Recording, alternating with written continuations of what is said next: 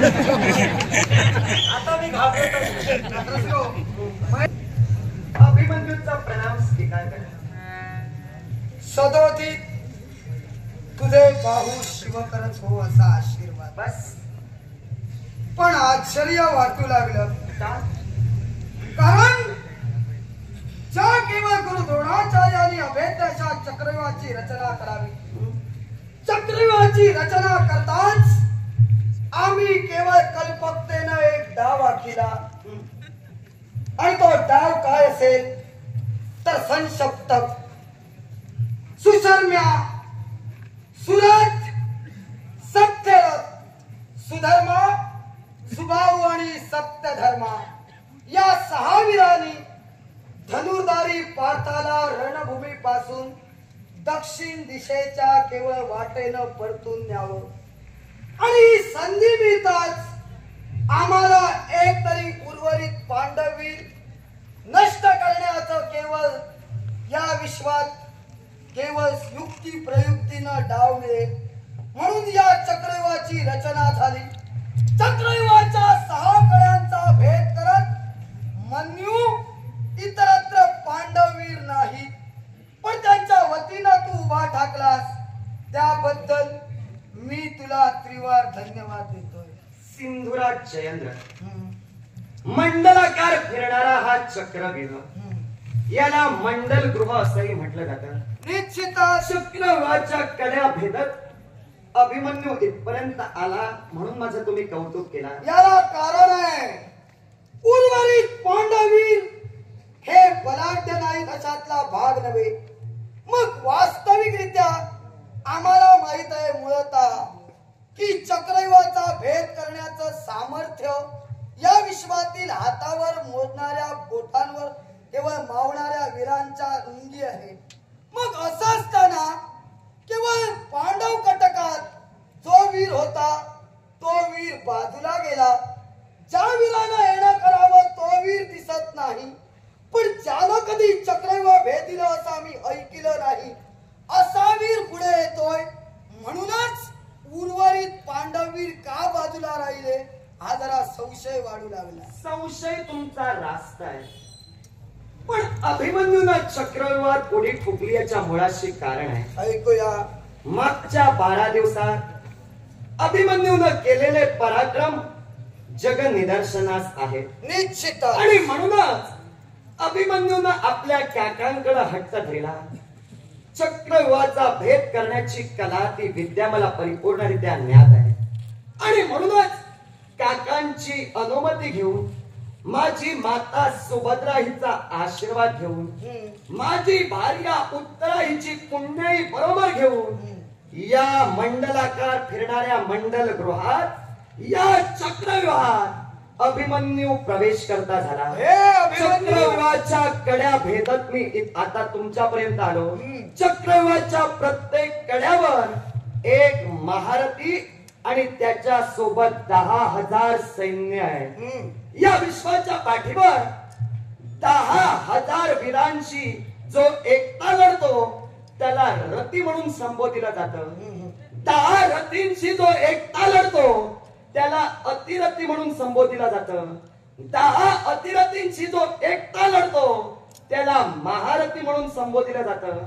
चक्रव्यूह ज्या द्रोणांनी निर्माण केला त्यांनी प्रत्येक कड्यावर एक महारथी आणि त्याच्याबरोबर 10,000 सैन्य ठेवलं.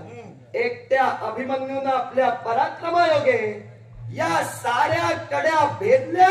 म्हणजे माझ्या काकांनी आणि माझ्या आईनं माझ्यावर जो विश्वास दाखविला, चक्रव्यूहाचा भेद करण्यासाठी धनुर्धरी पार्थ माझी पितृदेवता जरी नसली तरी त्या नरकेसरी सिंहाचा छावा योग्य आहे हे मी पटवून दिले. अभिमन्यू द्रोणाचार्यांनी चक्रव्यूहाची रचना केली. चक्रव्यूहाच्या केवळ प्रत्येक कड्यावर असणारे वीर लाल वस्त्र परिधान करून सुवर्ण कवच धारण करून केवळ एक अक्षयणी सैन्य पूर्णतः या चक्रव्यूहाभोवती आहे. मग असं असताना तू म्हणे उडी टाकलीस आणि याला भेदत इथपर्यंत प्रवेश केलास म्हणून तुला मी प्रथमतः धन्यता दिली होती. समाधान. आता राहिला प्रश्न, चक्रव्यूहाचा भेद केला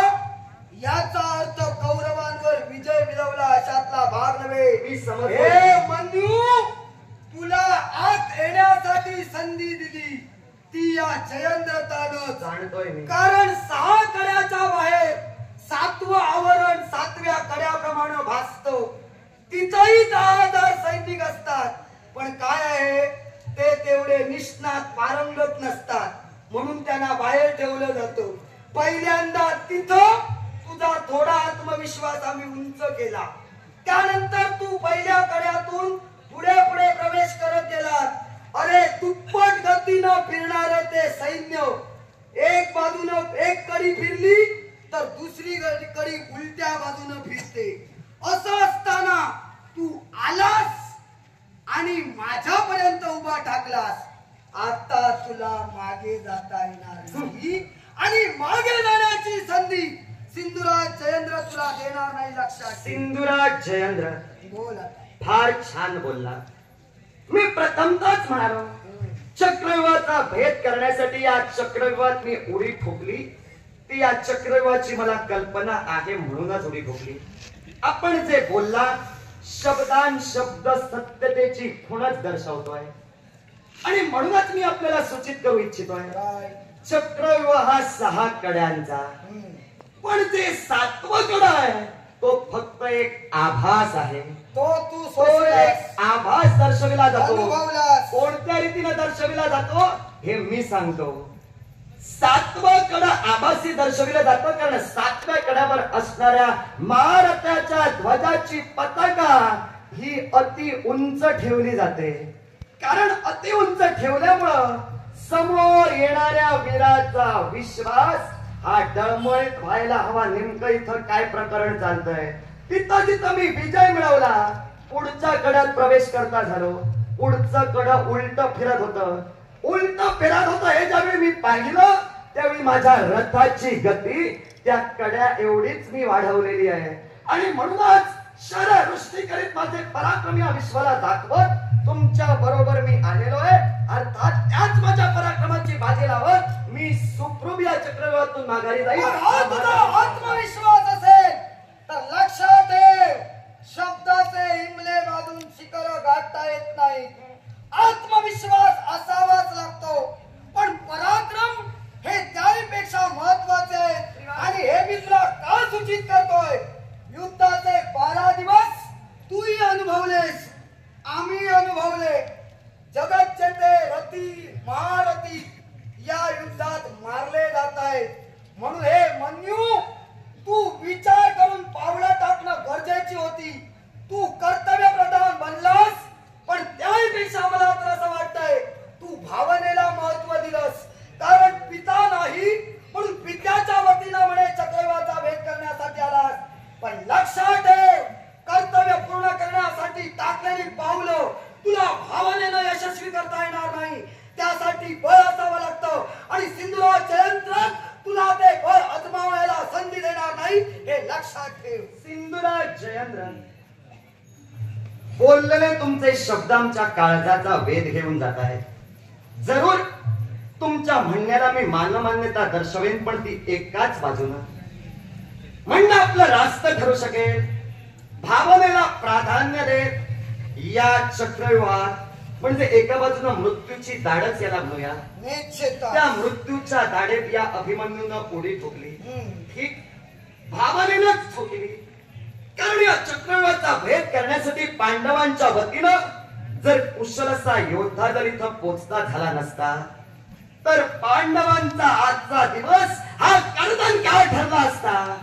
आणि म्हणूनच मी भावनेनं जरूर इथं उडी ठोकली, पण कर्तव्यालाही तेवढंच प्राधान्य देत फक्त भावनेच्या विख्यात न अडकता कर्तव्य सतेज ठेवण्यासाठी माझे पराक्रम आणि माझी बुद्धिमत्ता यांची सांगड घालून मी तुमच्यावर विजय मिळवेन. मग मन्यू तू जर का विजय मिळवण्यासाठी पुढे असशील तर लक्षात ठेव, मी झटतोय तो माझ्यासाठी नाही, मी झटतोय तो माझ्या पाहुण्यांसाठी, माझ्या या मेहुण्यांसाठी. तेव्हा मी माझ्या पाहुण्यांना वर काढण्यासाठी झटतोय. आणि असे जर का पाहुणे एकमेकाला साथ देऊ लागले तर हा आदर्श मला घालून द्यायचा आहे. यापुढे सारे पाहुणे एकत्र या आणि सहकार्य करा. हे आम्ही सिंधुराज जयेंद्र तुम्ही तुमच्यासाठी आला नाही तर पाहुण्यांना सहकार्य करण्यासाठी काय होऊ नये. मला सांगा, 100 कौरवच तुमचे पांडव तुमचे पाहुणे ही पंच पांडव ही तुमचे पाहुणे. तू मानायला जर सांगत असशील 100 पुढे केलेस मी मानिले तर 101 माने. 106 पैकी 5 मी कधी मानिलं नाही आणि याच्या पुढे मानणार नाही. मग 101 म्हणजे तू विसरलास तर आठवण करून देतोय. युयुत्सूला विसरू नकोस. होय माझा मेहुणाचा लक्ष. काही हरकत नाही.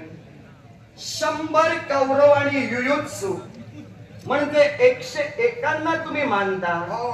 आणि 5 पांडवांना तुम्ही मानत नाही. म्हणजे फक्त तुम्ही कौरवांना प्राधान्य देता. पाहुण्यांसाठी आला तसं म्हणू नका. कारण पंच पांडवही तुमचे पाहुणेच आहेत. ते तू ठरवून नाही माझ्या मनावर आहे. माझ्या मनावर आहे. बरोबर की नाही हो? तू ठरवून मी मान्यता द्यावी अशातला भाग नव्हे. माझ्या 101 साठी आलोय तेव्हा मी जो लढतोय तो त्यांच्या कटकातून अर्थात त्यांना सहाय्य करून काय व्हायचं ते माझं मी करून घेईन. मी तुमची नाती काय आहेत ती ठरविण्यासाठी इथं उभा राहिलो मग नाही. का? तुम्ही काय म्हणालात? पाहुणे पाहुण्यांना वर काढतील म्हणूनच तुम्ही पाहुण्यांनी कष्ट केलं ना. मी फक्त 101 बांधील आहे. पुढे काय? 101 जर तुम्ही बांधील आहात आणि 5 पांडवांना तुमच्या पाहुणेपणातून जर तुम्ही वगळून टाकलेला आहात होय. तर याच 5 पांडवांच्या हितार्थ अभिमन्यू तुमच्या नेत्रासमोर उभा राहिला. तुम्ही 101 स्वाभिमान घेऊन चला. मी 5 स्वाभिमान घेऊन तुमच्या समोर आले. हातांचा स्वाभिमान घेऊन फिर त्यापेक्षा तुमच्या सोबत असलेल्या सैन्याचा स्वाभिमान त्यांना विसरू नको. तुम्ही सुद्धा 100 घ्या 101 घ्या. मी 5 विसरणार नाही. मग ठरलं 101 वाचतोय मी तिथून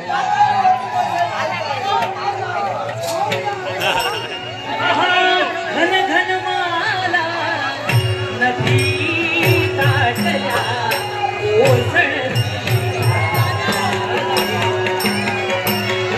घन घन माला नदी काठया ओसळती. तारवकडी मोर कागडी उभावली तुमचा पिसारा. मोर कागडी उभावली तुमचा पिसारा.